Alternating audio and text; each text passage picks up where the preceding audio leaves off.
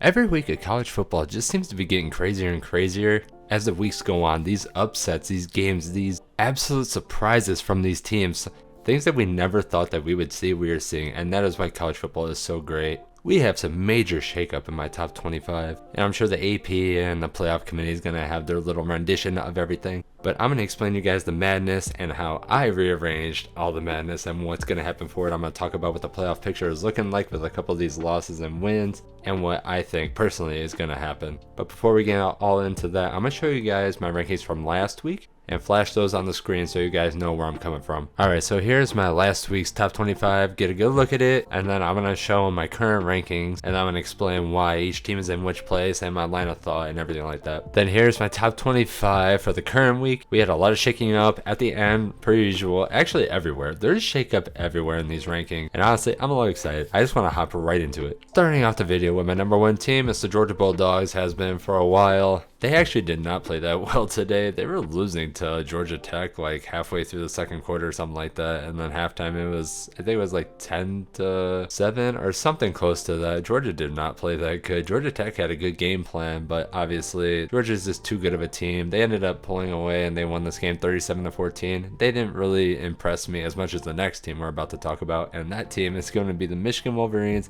I have them at number 2. They went in and smacked Ohio State around. And when I say smacked them around, kind of took advantage of how bad that their secondary was, because that was the moral of the story of this game. The secondary for Ohio State is so bad. And I've been saying that all season. Everyone kept saying like, oh, Ohio State's secondary, it's better. Their defense is better. And I said their secondary is just as bad as it was last year. And they proved it again in this game that it's just as bad.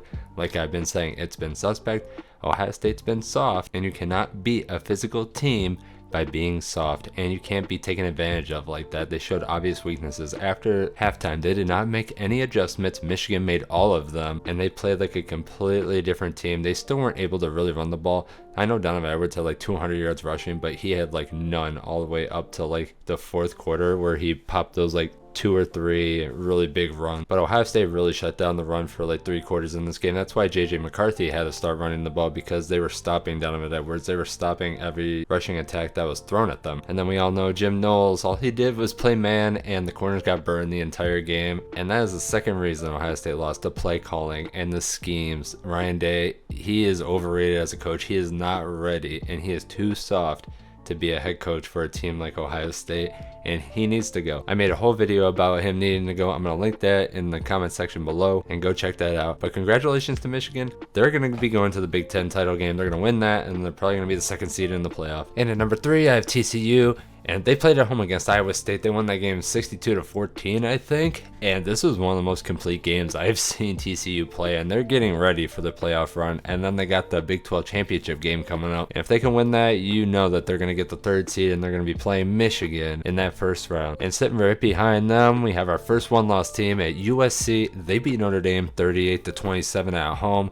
Caleb Williams is just amazing. He is definitely going to win the Heisman this year. He has carried this team the entire year. They are now 11-1 with their only loss being by 1 point on the road to Utah, and they need to be at the 4th spot. If the AP or College Football Committee don't put them at the 4th spot, there's something wrong. They took a physical team like Notre Dame and they put them in their place. They did not let Notre Dame score 30 points, and they came in and handled their business, and they deserve that 4th spot. And then I have sitting right behind them, this is going to be a little controversial, but not really controversial, I have Ohio State sitting at the 5th spot. And the reason I have them sitting at the 5th spot is because they're 11-1 team, they have 1 loss, and everyone behind them has 2 losses and or aren't looking that good, just like them. Speaking of teams that haven't been looking that good this year, we have Alabama. They actually had a complete game, albeit against Auburn, which they really don't have a defense at all, but it's still a rivalry game. It's still the Iron Bowl, and Alabama put up 49 on them. It was 49-27. The game really wasn't even close. It was 14-14, I think, and then Alabama just started to pull away, and that was kind of the end of that. Everyone's saying that Alabama's going to make the playoff. They're not making the playoff this year. Ohio State will go in before they do, and I guarantee that. And the only way Alabama can get into the playoff is if TCU loses really badly badly to whoever they play, and USC loses really badly to whoever they play in the championship game, which honestly is highly unlikely. I think TCU and USC are going to win, and then this is going to be the top 4 right here as you're seeing it right now. And then sitting right behind Alabama, I did decide to put Penn State above Tennessee. Penn State won their game 35-16 over Michigan State at home. Not really an impressive game, but Sean Clifford had a decent game overall. At the end of the day, it's kind of a rivalry. They play at the end of every season, and I just think that Penn State's been way more complete than Tennessee. Tennessee, they beat up on Vanderbilt, which they should, and completely destroyed them, but I'm still going to keep Tennessee behind Penn State. I know a lot of people are going to be all wild about that. But regardless, coming in right after Tennessee, I have Washington sitting at the 9th spot. They beat Washington State 51-33. I think Washington had like 500 yards of offense. Michael Penix Jr., man, they pass all over the field, and he's a pretty good quarterback. I'm not going to lie, he had 2 passing touchdowns. He threw for a lot of yards, and they just played really good in this game. Washington State hung in there, and they came back a little bit at the end, but Washington was a little bit too much for them. Now, even though Washington's defense isn't really that good, their offense is just really, really solid. And I really think they're going to get into a good bowl game. And I just hope the best for the Huskies. And right after them, I have the Clemson Tigers. And to be honest, I really wanted to drop Clemson more, but they only have 2 losses on the season. The teams I have right behind them also lost. So it'd be hard to justify putting them ahead of LSU, which just lost to Texas A&M, or 3 lost Kansas State, 3 lost Oregon, and so on and so forth. But something crazy about this game, not only did South Carolina come in and beat Clemson, they came in and snapped the longest home winning streak in college football. They won 31-30. Spencer Rattler and South Carolina just had a little resurgence at the end of the season, beating Tennessee and Clemson in back-to-back games. That's absolutely insane. What a great job Beamer's doing with that program, and he has those guys believing, and they're probably going to win the bowl game that they go to as well. But next, we got to talk about LSU. LSU just completely shit the bed. They lost 38-23 to Texas A&M. Texas A&M lost, what, 6 or 7 games in a row? Something like that, and then they finally beat UAB, and then they come in and beat LSU. And everyone was talking about this LSU team being so good. They're so good. And no, LSU really isn't that good. They have Perkins, he is a really good freshman. He is going to be great for them. But they are an overrated team. Their defense, overrated. Their offense, overrated. Yes, Daniels has been playing better, and when he plays great, this team usually hums and they win. But they just aren't that team. And Texas A&M really proved it and put it to them, because really, Texas A&M is not good at all. They're having all their recruits are basically transferring, decommitting. Their program is in a spiral. Everyone's talking about Jimbo Fisher being fired or what's going to be next, and they still beat LSU by 15 points. Yeah, LSU beat Alabama by 1.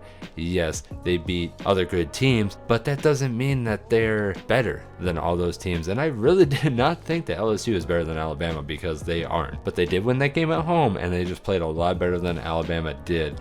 So I have them sitting right behind Clemson. Then next we got Kansas State. Kansas State won their game today against Kansas 47-27. And honestly, Kansas State, they're such an up and down team. Like, one week they look unstoppable, then the next week they look terrible. It's kind of odd. But they did come out, they scored a lot on Kansas, as they should, and they put up a lot of points, and I just think they deserve the spot that they're in. And sitting behind them, I have the Oregon Ducks. They played Oregon State earlier, and they actually lost that game at Oregon State. It was a hard-fought game, 38-34. Bo Nix had a decent game. He was 27 for 41. He had 330 yards and 2 touchdowns. But I think the big talk of the day was Oregon State being able to run the ball whenever and however they wanted on this Oregon defense. They ran all over them. Oregon State, Oregon knew that Oregon State was going to run the ball. They ran it like 12 or 13 times in a row, and they still could not stop it. It was absolutely insane. They had like 270 yards rushing, but only 60 yards passing. And I think Oregon outgained them by like 150 yards or something like that. Like, it's absolutely insane that they couldn't stop them from running the ball, knowing that Oregon State couldn't throw at all. At the end of the day, it's just sad. Oregon, I had a lot of praise for them. They made a lot of mistakes in this game. Their defense did not come to play. They couldn't stop anything. They couldn't stop a cold if they tried. Then after Oregon, I have the Utes of Utah. They completely obliterated Colorado today. There's really nothing to talk about. The only reason they're behind Oregon is because they lost to Oregon by 3, and that's really it. And behind them, I have Florida State. Florida State actually won against Florida in a game where defense did not really seem to be an option. But nonetheless, Jordan Travis and those guys, they came out, they played really hard, and they got their win against their in-state rival. And I think they deserve to be a top 15 team, so I have them sitting at the 15th spot. And then after them, I have Oregon State. We just talked about them. They beat Oregon and completely just ran all over them. Congratulations to them. I got them at the 16th spot. After them, I have Tulane. Tulane beat Cincinnati earlier today, 27-24. And not gonna lie, I really didn't expect Tulane to win this game. I thought Cincinnati would win just because of their defense. I know Cincinnati's offense isn't that good, but their defense has been good for a while, and I felt like they would be able to shut them down and score enough to win. But congratulations to Tulane. They actually beat a ranked team for the first time in like 61 years or something like that. And then moving on from them, we have UCLA. UCLA, they won on Friday 34-28 against California. California's not that good of a team. UCLA kind of survived. They've kind of fallen off a little bit, which is why I have them where they're at. Then after them, I slid Notre Dame down to the 19th spot. They lost to USC in the Coliseum 38-27. We already talked about that game. They got outplayed. Caleb Williams kind of did whatever he wanted against them, and when a play needed to be made, Caleb Williams was there. So that's where I dropped Notre Dame. And sitting right behind them, I have the South Carolina Gamecocks moving up to the 20th spot after their win at Clemson. Amazing win. They only won by 1, so I moved them up a few spots for that win. I think I had them at 25 and moved them up to 20, so 5 spots for a 1-point win on the road. I think that's pretty solid, especially with having 4 losses. And then speaking of 4 losses, we have Texas sitting right behind them. Texas won their game against Baylor 38-27. And it was never a doubt. Bijan Robinson ran all over the Bears, and it wasn't even really that close. It was complete and utter domination. Texas, they've been up and down this year, kind of like every year, but I think they're actually going to get better as the years go on if Quinn Ewers decides to play better. And after them, I have a team that's been flying under the radar for a pretty long time. I have UTSA. They won today against UTEP 34-21, a game where they were losing 24-0 or something like that. And they ended up pulling up the comeback. I think they're 10-2 now, and they haven't lost since week 3. I think they deserve to be ranked. I think everyone's really not giving UTSA a fair start because they started off 1-2, but they've won 9 straight games, and I think something needs to be said about that. And then right behind them, I have North Carolina State.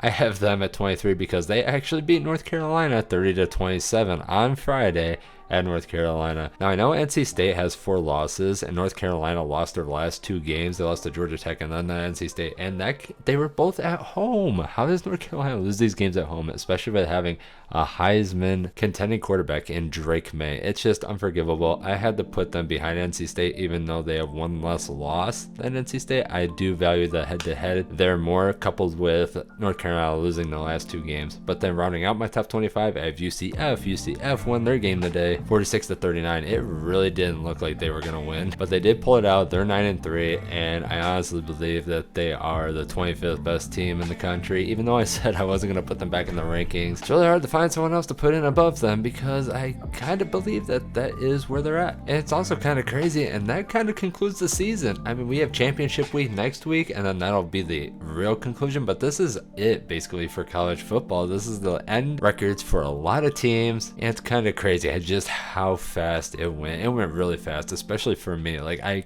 remember when this season started, and it doesn't feel like it was that long ago. But I do want to talk about the playoff picture and how a lot of these teams can get in. I'm going to explain how the top 6 can get in, because only the top 6 can get in. I'm going to explain how. For Georgia, all they have to do is win. Even if they lose, I still feel like they would be at the 3 or 4 spot, so they're in regardless. Michigan, they're probably in regardless as well. I do not see them dropping below Ohio State if they lost to Purdue in the Big Ten championship game, because they have the head-to-head win in Columbus, so they would get the 4th spot even if they lost, so they're in. TCU, obviously they're in if they win. If they lose a close game, I still think that they will get the 3rd or 4th spot. They would have to lose by a few touchdowns. And USC, obviously, if they win, they're in. If they lose, they're out, and Ohio State will have that 4th spot. So if USC loses the Pac-12 championship game, it will be Georgia, Michigan, TCU if they win, and Ohio State. And the only outlier here is Alabama, and the only way Alabama is getting in is if TCU gets absolutely embarrassed, like Wisconsin did against Ohio State, losing 59-0 in 2014, and USC has to lose. If those 2 things don't happen, Alabama is going to be sitting on the outside looking in. Now, personally, I think that Georgia's going to win, Michigan's going to win, I think TCU is going to win, and I think USC is also going to win. That's going to be the top 4. USC, they lose, Ohio State will be number 4. It'll be Ohio State, Georgia, Michigan, TCU. And oh my god, I said this in my other video, imagine if USC loses, Ohio State gets the 4th spot, and they upset Georgia, and then Michigan beats TCU, and we get a rematch of the game for the national championship. That would be completely insane. If that actually happens, I think ratings will go through the roof, and honestly I think it's really good for college football. It brings a lot of hype, especially for the Big Ten, having 2 teams like this in the playoff for the first time. I think the Big Ten really needs it. Well, any other conference kind of needs it other than the SEC, because SEC bias and all that. But that's going to be the end of the video, guys. Leave your thoughts and opinions in the comment section below, and I'll catch you guys in the next one. Peace.